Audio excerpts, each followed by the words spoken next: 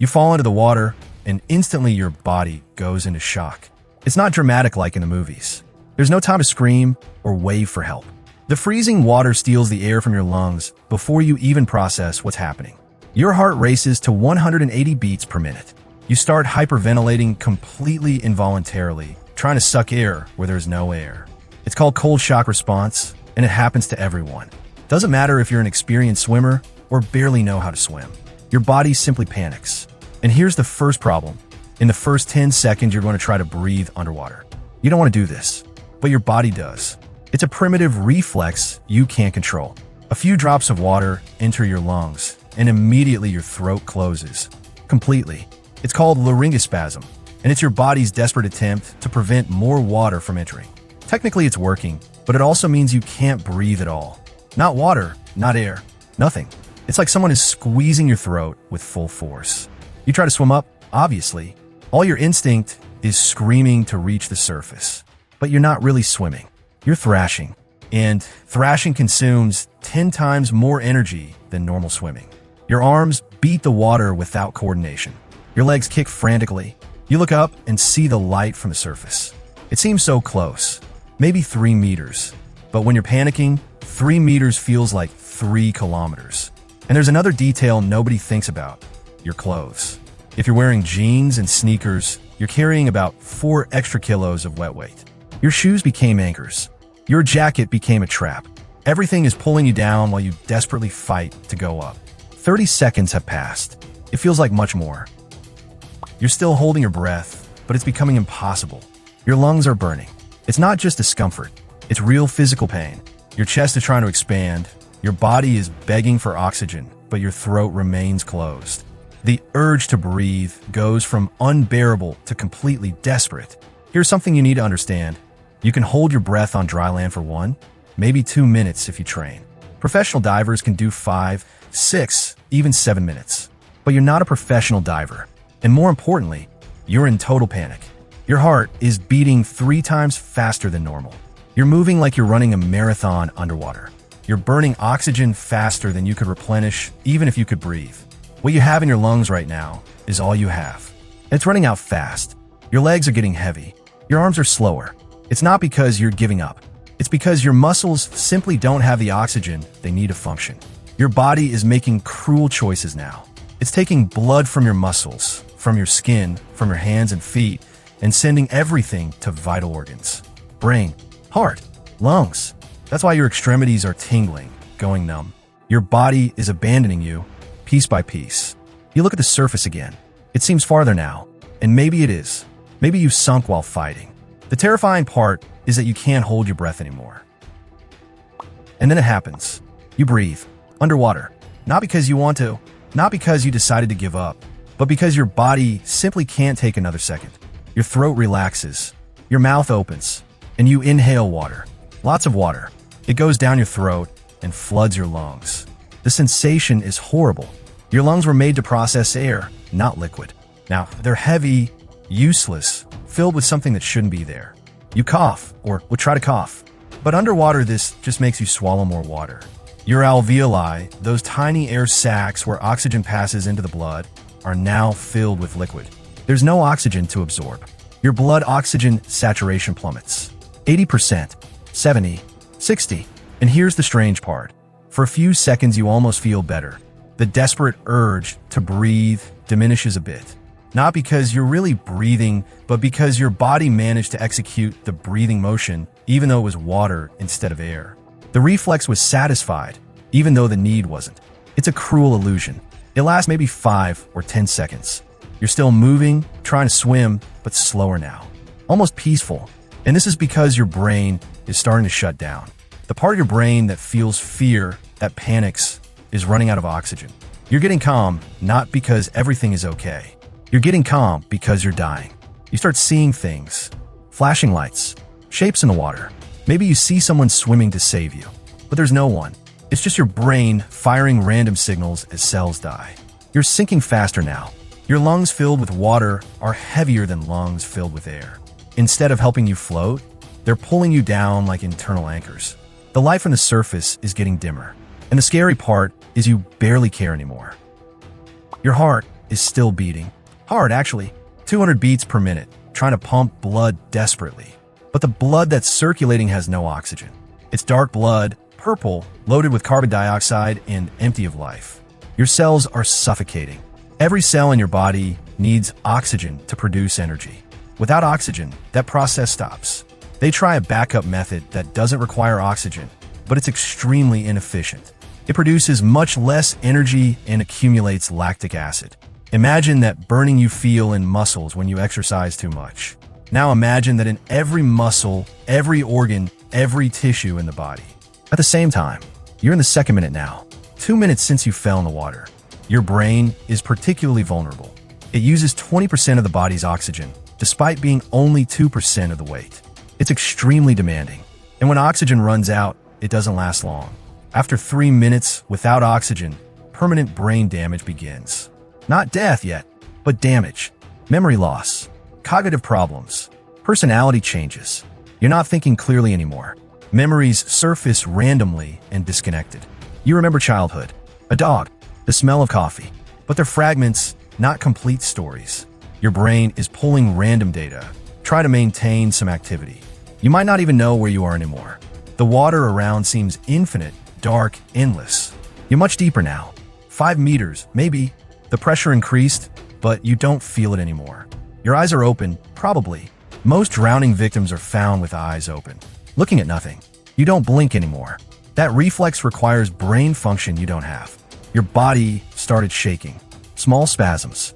Your legs kick occasionally, but it's not on purpose. They're just reflexes. It looks like you're swimming, but you're not. They're the last firings of collapsing nervous system. 3 minutes. That's the marker. 3 minutes without oxygen and brain damage goes from possible to probable. The cells in your cortex are dying en masse. Not all at once. It's more like lights going out one by one in a city. First one block, then another, until everything is dark. Your heart is slowing down now. Not because it's relaxing, because the heart muscle, like any muscle, needs oxygen, and it's not receiving any. It's starting to fail. 140 beats, 120, 80, 60. It's slower than your normal resting rhythm, and it's not regular. Your heart is beating erratically. Extra beats, long pauses, weak contractions that don't really pump blood. It's called pulseless electrical activity. Technically, your heart is still trying to function, but mechanically, it's not doing anything useful. For minutes, you're somewhere between conscious and unconscious. Not exactly fainted, but also not awake. It's a twilight state. If there are still thoughts, they arise and disappear like smoke. There's no longer a sense of I. You're not thinking, I'm dying, because the you that would think that is already gone. What remains is just a body executing its last functions. Your body temperature dropped to below 30 degrees. Severe hypothermia. The cold is actually working in your favor a bit, slowing your metabolism, making cells die slower.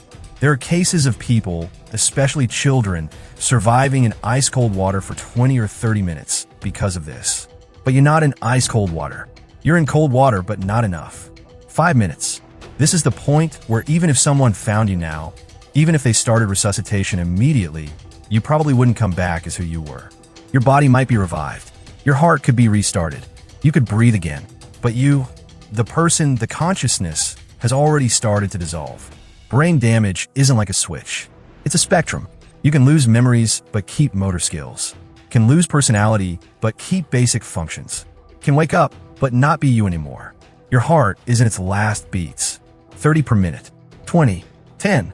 They're weak beats. Tremors more than contractions. It's not pumping blood. It's just shaking. And then a pause. 5 seconds without a beat. 10. 15. And another weak beat. And then nothing. Your heart stopped.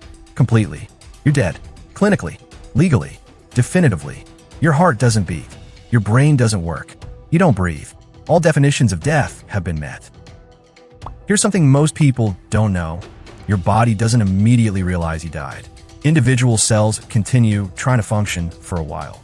Brain cells, the most sensitive, already started dying. But skin cells, bone cells, hair cells are still technically alive for hours.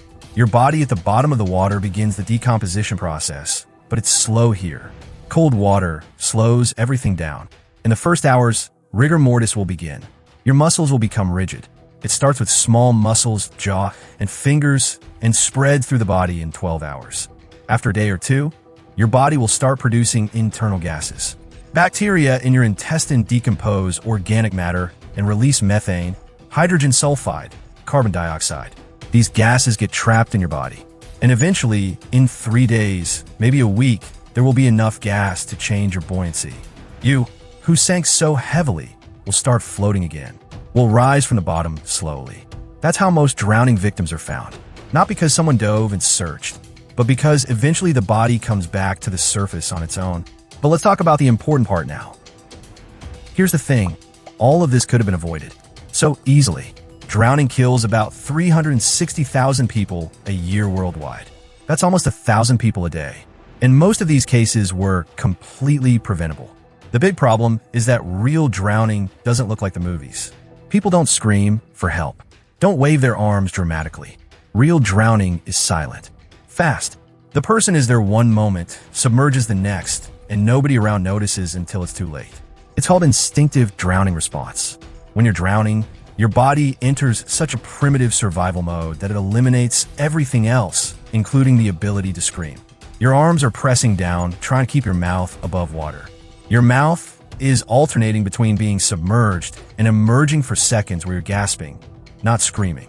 You can't wave because your arms are busy keeping you alive. So learn to recognize real drowning. Look for someone with their body vertical in the water, not horizontal like a swimmer. Head low, mouth at surface level. Glassy or closed eyes. No leg movement.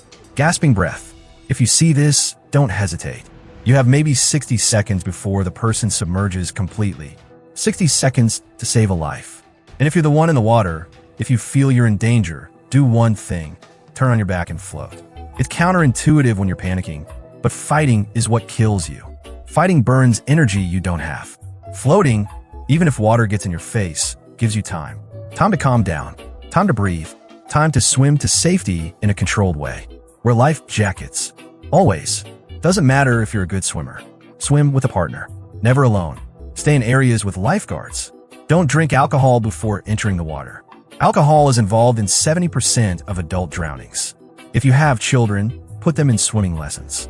Now, not when they're 6 or 7 years old. Children can learn water survival skills from 6 months old. Not complete swimming, but rolling on their back, floating, not panicking. Water isn't inherently dangerous, but it doesn't respect you either. It doesn't care if you're strong or weak, confident or scared. It will drown you the same way if you give it the chance. So now you know. You know exactly what happens minute by minute when someone drowns. You know how fast it is, how silent it is, and how the line between swimming and dying is much thinner than most imagine. Use this knowledge. Share it with people around you. Leave a comment telling me if you've been through something similar or know someone who has. Leave a like if you learned something new today. Subscribe to the channel because we'll cover more topics like this, things you hope to never experience but need to understand. And most importantly, be careful. Water is beautiful, it's fun, but it's also deadly if you don't respect it. Don't become a statistic. Don't be another person who disappears while everyone thinks everything is fine. Survive. Always. Thanks for watching. Subscribe for more.